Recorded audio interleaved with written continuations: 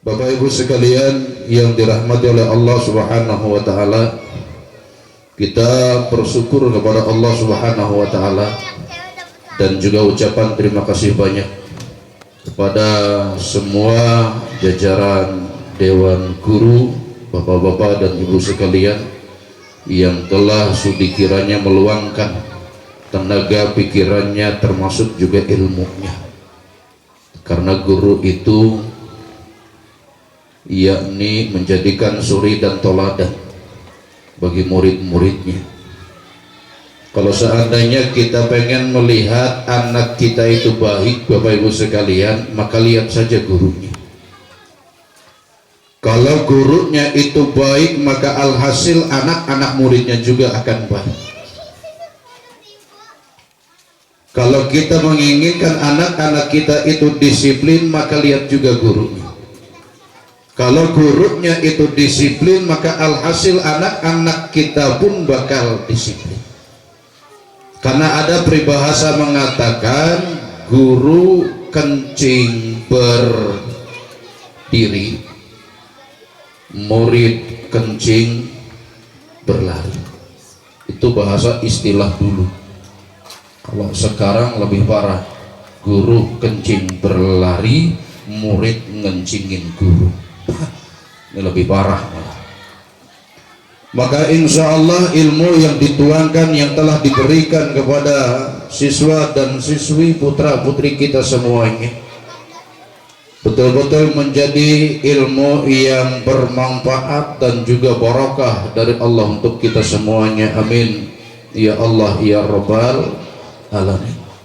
Yang kedua kalinya, para jemaah sekalian, salawat ma'asalam semoga terlimpah curahkan kepada junjungan kita baginda Rasul Muhammad sallallahu alaihi wasallam, yang mudah-mudahan kita semuanya mendapatkan payung syafaatnya dan diakui sebagai umatnya di dunia hatta akhir. Allahumma amin ya Allah ya Rabbal Alamin.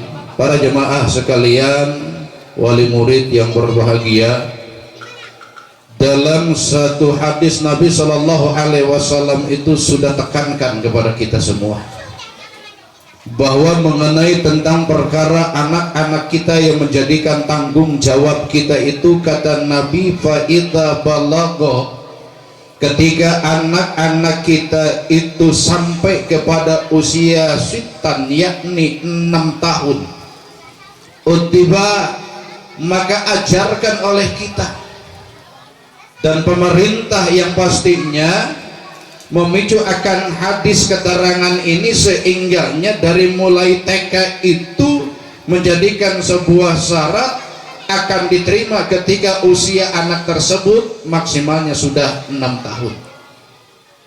Kenapa? Karena perintahnya pun ketika anak itu sudah 6 tahun, ajarkan kepada mereka.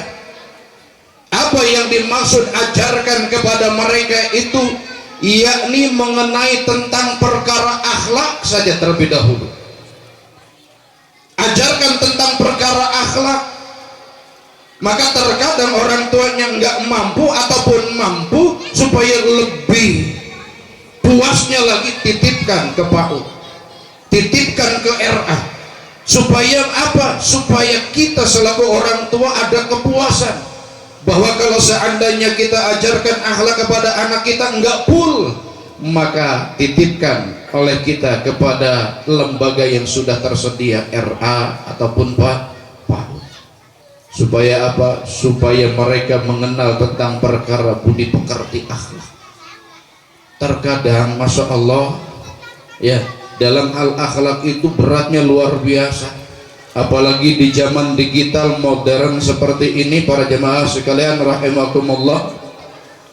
Saya punya jemaah yang rajin posting, pasang status. Ketika pengajian saya sampaikan, Bu, yang enggak begitu juga. Apa yang dilakukan? Ternyata pada saat anak-anaknya itu sakit alias kurang sehat, ya Bu ya, kalau anak-anak kita kurang sehat, yang seharusnya kan diobatin. Ini ibu-ibu di zaman sekarang ini, mudah-mudahan di sini nggak ada, ini malah justru dipotong. cepret, cepret, cepret. Ketika udah dipoto pasang status. Pasang statusnya apa bunyinya? Mudah-mudahan lekas sembuh ya nak. Mudah-mudahan lekas sehat lagi, bisa main lagi, bisa berenang lagi dan lain sebagainya. Benar apa salah? Ada di sini yang kayak gitu ibu-ibu? Masya Allah. Ini perkara yang kurang benar kalau menurut saya. Yang bagus itu, yang benar itu ketika anak itu tidak sehat, ketika anak itu sakit. Kalau orang tua kita dulu itu melihat anaknya kurang sehat, melihat anaknya sakit, dipegang badannya panas, dia langsung spontanitas ngambil berambang. Bahkan kadang-kadang udah nggak keburu lagi cari parutan, itu udah main apa namanya, main gayem. Tahu gayem Pak? Ya, main gayem aja gitu kan. Udah tuh digayem, pas begitu udah digayem, disemburin ke badannya, buang dengan ucapan Bismillahirrahmanirrahim, dengan asbabiah itu mudah-mudahan sehat, dibalur semua badannya. Atau setidaknya sekalipun tidak seperti itu, diurut atau dikerik dan lain sebagainya, dibawa ke puskes. Tuh, itu orang tua dulu, ya kan? Enggak pakai pasang-pasang status segala macam, cuman status doang, nggak diobatin, panggah, nggak bakalan ada perubahannya. Berarti dalam hal ini saja, ketika anak kita itu tahu bahwa kita selaku orang tuanya melakukan hal demikian, dikhawatirkan di kemudian hari ketika kita sakit selaku orang tua, maka anak pun bakal melakukan hal yang sama sesuai dengan apa yang kita kerjakan. Ya, ketika sakit orang tuanya cuman hanya sebatas dipoto orang tuanya, kan gitu, pasang status semoga lekas sembuh ya Mak. Padahal mamahnya itu udah nggak bisa bangun, pengen minum harus diambilin. Tapi status anaknya itu bagus sebetulnya, tapi ternyata nggak ada pelayanan yang maksimal kepada orang tua. Sakit enggak kita? Sakit. Maka Nabi Shallallahu Alaihi Wasallam katakan itu, fa'idha balagha, ketika anak kita itu sudah sampai yakni sitan, yakni di usia 6 tahun, maka utiba ajarkan anak kita mengenai tentang perkara akhlak dan ilmu yang lainnya. Karena Allah Subhanahu wa ta'ala itu katakan dalam Al-Quran, wal yakhshal ladina law taraku min khalfihim dzurriyyatan di'afa. Maka kita semuanya ini diseru oleh Allah harus punya kekhawatiran yang sangat luar biasa terhadap anak-anak kita, terhadap keturunan-keturunan kita, yang bila mana kita tinggalkan keturunan kita itu di belakang kita ini, yakni diapa mereka menjadi orang-orang yang lemah. Lemah dalam artian kata lemah apanya? Lemah imannya, Bapak Ibu sekalian rahimakumullah. Lemah imannya, lemah pengetahuannya. Kenapa? Karena faktor tidak adanya ilmu. Maka insya Allah Bapak Ketua Yayasan dan juga semua jajaran Dewan Guru yang kami banggakan, mudah-mudahan santri yang ada di sini semuanya tambah betah, amin. Ya, terus mudah-mudahan juga santrinya semakin bertambah, amin. Ilmunya diberikan barokah oleh Allah, amin. Dan guru-gurunya tentunya kita doakan menjadi guru-guru yang istiqomah, amin ya Allah ya Rabbal alamin. Bapak Ibu jamaah rahimakumullah, maka Allah Subhanahu wa ta'ala telah memberikan tolak ukur kepada kita semuanya. Jangan kau tinggalkan keturunan kalian di belakang kalian itu, maksudnya setelah kita sudah tidak ada, yakni dzurriyyatan di'afa, keturunan-keturunan yang lemah dalam perkara ilmu, lemah dalam perkara pendidikan, lemah perkara imannya. Maka khawatir para jemaah sekalian. Sedangkan kata Nabi Shallallahu Alaihi Wasallam katakan itu, segala sesuatu manusia itu bakal tercapai dengan adanya ilmu. Kalau seandainya tidak ada ilmu, apa yang akan kita harapkan? Maka ada satu kisah Bapak Ibu sekalian rahimakumullah. Itulah Indonesia. Itulah orang Indonesia. Ada satu kisah orang Indonesia berangkat haji, Pak Yai Samsul. Ya, mungkin pernah dulu kita ngalamin seperti itu. Beliau itu dulu berangkatnya bareng sama saya, Masya Allah. Maka saat itu orang Indonesia itu, para jemaah sekalian, dia udah menyadari nggak punya ilmu, nggak bisa bahasa Arab. Tapi itulah hebatnya orang Indonesia, akalnya sebudak. Ketika mau belanja di warung yang mana tukang dagangnya itu orang Arab, mau beli korma itu 1 kilo, nawarnya pakai bahasa Arab kepiye, dia nggak bisa, tapi dia nggak kehabisan akal. Ya, maka dia tanya sama kawannya, kalau nawar ini bahasa Arabnya apa, berapa harganya? Kata kawannya itu, ya, dia katakan kam itu berapa? Maka dijawablah oleh orang Arab, ya, Isrin itu bahasa kitanya 20. Tapi berhubung kawan satu ini nggak tahu Isrin itu jumlahnya 20 real, maksudnya Isrin real, ya, dia bingung jawabnya apa. Tapi untungnya nggak kehabisan akal. Tuh, dia jawab, kata dia itu, Tuan, arba'at raka'atin. Orang Arab nawarin 20 real, dia jawab arba'at raka'atin. Arba'at raka'atin itu kan sholat ya Pak ya. Arba'at raka'atin itu jumlah sholat, jumlah rakaat sholat. Tapi itulah hebatnya orang Indonesia, sekalipun dia nggak tahu ilmunya karena kebodohannya, tapi nggak habis akal. Masya Allah, dia jawab arba'at raka'atin. Orang Arab langsung nyambung, ini Indonesia ini nggak tahu ilmunya, tapi dia pengen beli korma, ya kan, terus dengan harga yang dikasih tahu dia nggak paham, akhirnya dia sembarangan jawab, tapi diimbangi oleh orang Arab, kan gitu. Kata orang Indonesia itu arba'at raka'atin, ya sudah, ditimbang. Pas begitu ditimbang 1 kilo mesennya, Bapak Ibu sekalian rahimakumullah, dengan timbangan jarum merahnya itu kurang pas, di angka 1-nya itu kurang pas. Protes orang Indonesia sama orang Arab, dia bingung protes pakai bahasa Arab yang nggak bisa. Akhirnya dia tunjuk-tunjuk, Tuan, mustaqbilal kiblat. Ini mustaqbilal maksudnya nggak pas ke arah kiblat, ini kurang. Ya Allah, ini maksudnya menandakan ketidakadanya ilmu dalam dirinya sehingga hal itu terjadi. Ya, maka kita jangan tinggalkan generasi penerus kita, anak-anak kita yang bakal menjadi estafet kehidupan di masa yang akan datang setelah kita tiada. Maka kita tinggalkan dengan dzurriyyatan di'afa, yakni keturunan-keturunan yang lemah dalam perkara akhlaknya, lemah dalam perkara ilmunya, lemah juga dalam perkara keimanannya. Maka Bapak Ibu sekalian, kita selaku orang tua ini di rumah, ya, yang mungkin juga kita nggak pernah ngajarin kepada anak kita itu angka 1 atau mungkin juga angka 6, tapi di sekolahan anak kita jadi paham dan tahu dengan nilai angka tersebut. Alhamdulillah. Maka kita perhatikan nih, ya, kita mesti bersyukur bahwasannya ada seorang ulama dari Damaskus itu, Bapak Ibu sekalian. Ulama ini yang bernama Jabir Al-Shawqani. Beliau ini Pak Komandan, sosok ulama yang menemukan angka 0. Tuh, dia ini adalah sosok ulama yang menemukan angka 0.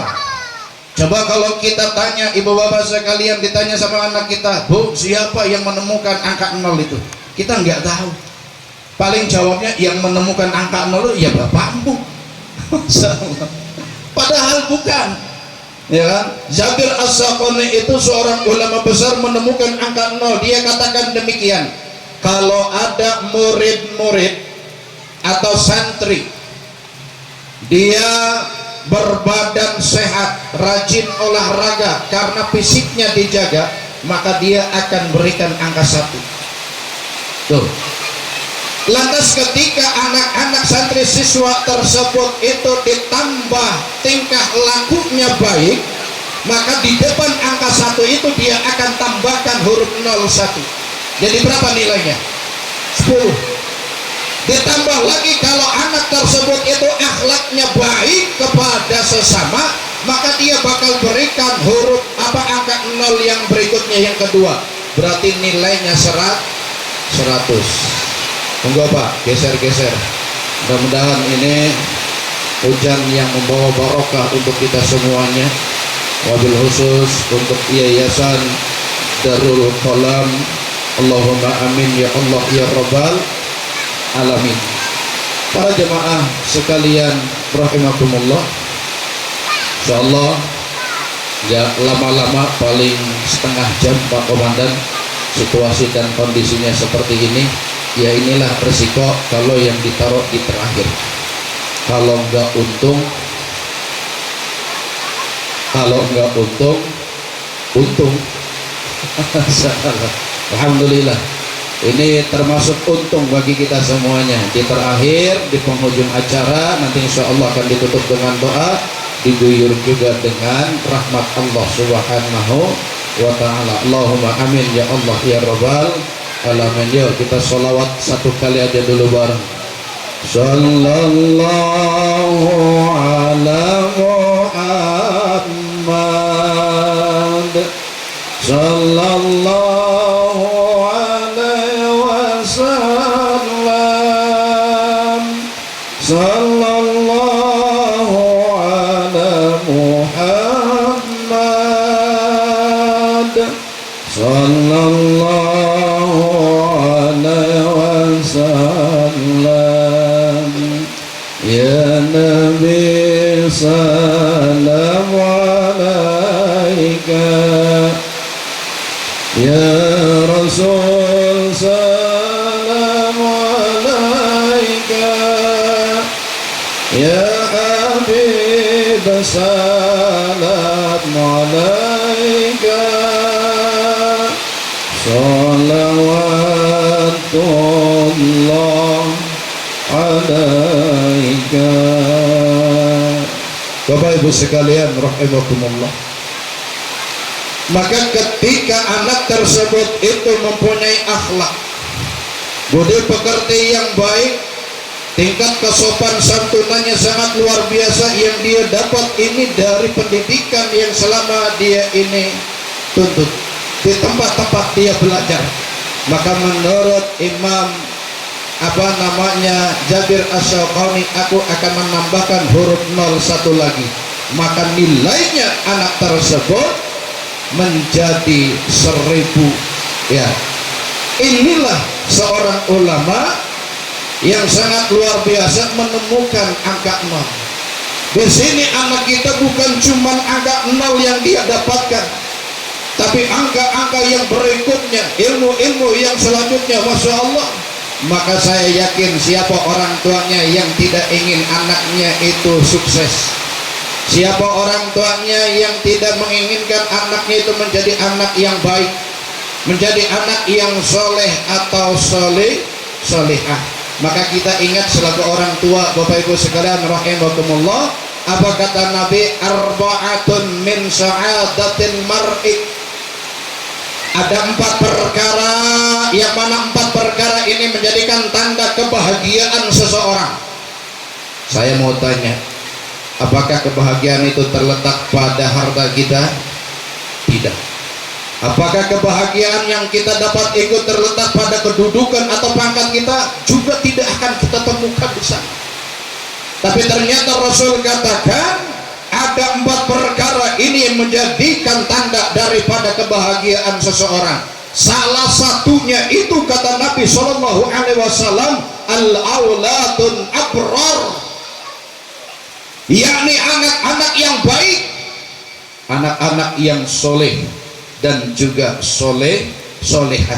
Untuk menjadikan anak kita ini baik, untuk menjadikan anak kita itu soleh atau solehah, maka mestinya kita jejalin mereka itu dengan ilmu, baik ilmu agama maupun ilmu dunia atau yang sifatnya umum. Supaya apa? Karena kita hidup di alam dunia, jangan sampai kita ketinggalan perkara kehidupan dunia, terutama ilmu agama. Jangan sampai anak kita ketinggalan. Lawang umat Islam ditanya rukun sholat nggak ngerti, itu kan kepiye. Ketika umat Islam ngakunya Islam ditanya fardunya wudhu nggak paham, itu gimana? Maka jangan sampai ketinggalan anak kita dengan perkara-perkara itu, supaya anak kita ini menjadi anak-anak yang abror. Insya berarti syaratnya kalau menurut Imam Ghazali radhiyallahu taala an, Bapak Ibu sekalian nih ya, menurut Imam Ghazali radhiyallahu taala an itu, kalau orang tua mengharapkan anak-anaknya menjadi anak yang soleh dan soleha, maka Imam Ghazali itu memberikan ilmu kepada kita. Apa kata Imam Ghazali? Man arada waladan sholih, barang siapa orangnya yang menghendaki dan mengharapkan anak-anaknya itu menjadi anak yang baik, yang soleh dan soleha, maka fa'alaikum bi khamsatin asya'a, kita harus istiqomah selaku orang tua di dalam 5 perkara, insya Allah. Mana yang pertama? Yang pertama itu Bapak Ibu sekalian, iqamus sholah. Satu syarat utama, dirikan perkara yang namanya sholat, dirikan ibadah sholat. Bahasanya iqamus sholah itu dirikan sholat, bukan kerjakan sholat. Karena apa? Karena bedanya iqamus sholah dengan fi'lus sholah itu, kalau orang sudah iqamus sholah, maka Allah katakan inna sholata tanha anil fahsya'i wal munkar. Orang yang sudah bisa mendirikan sholat, siapapun dia, baik itu pejabat, baik itu camat, baik itu TNI, baik itu presiden sekalipun, ketika mereka sudah iqamus sholah, maka dunia yang akan dipimpinnya ini bakal tambah-tambah barokah.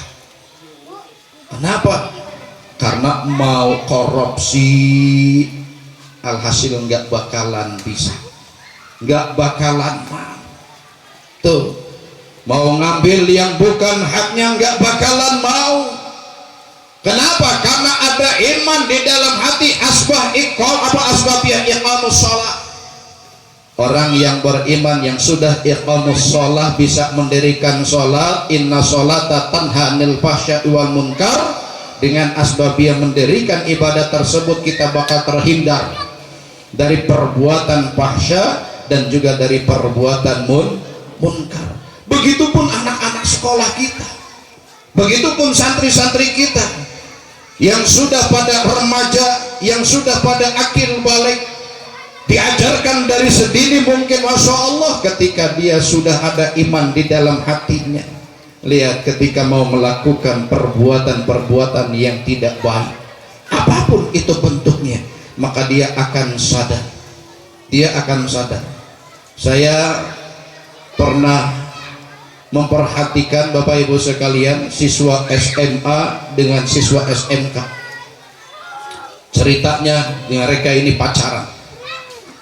Ketika pacaran ini berangkat dari MI dan juga MTS, terus di pesantren nyambung, akhirnya dia masuk ke yang satu SMK, yang satu SMA, pacaran.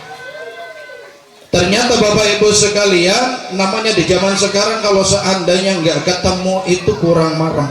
Akhirnya ketemuan, bahasa kitanya apel. Anak santri itu apelnya, anak-anak sekolah itu biasanya malam mingguan.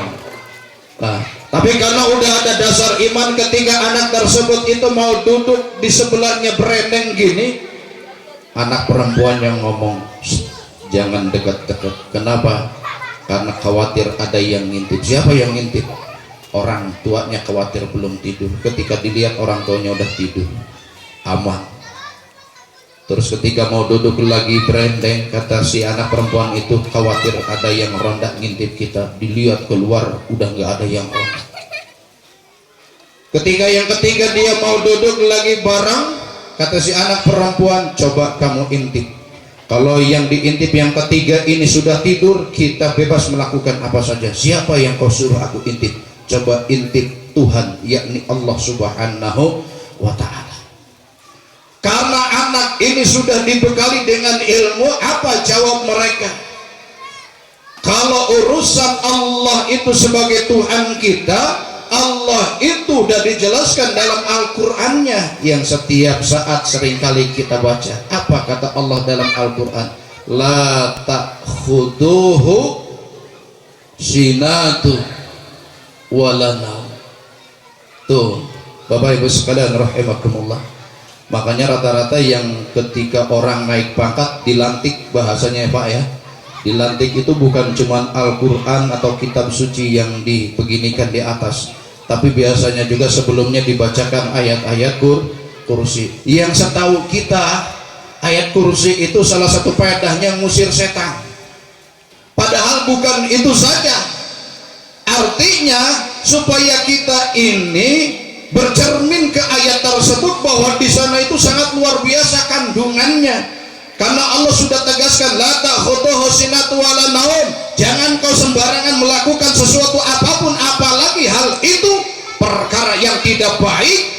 Kenapa? Karena Allah itu la ta'khudhuhu sinatun wala naum. Jangankan tidur bagi Allah, ngantuk saja bagi Allah tidak akan pernah.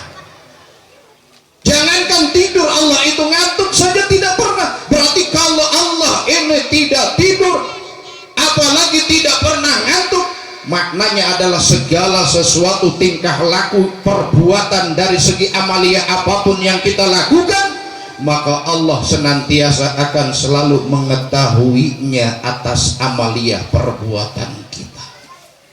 Tuh para jemaah sekalian rahimakumullah. Ini yang pertama, al-auladun abrar, yakni kita mengharapkan anak-anak kita menjadi anak-anak yang soleh dan juga solehah, insyaallah. Allahumma amin ya Allah ya Rabbal alamin.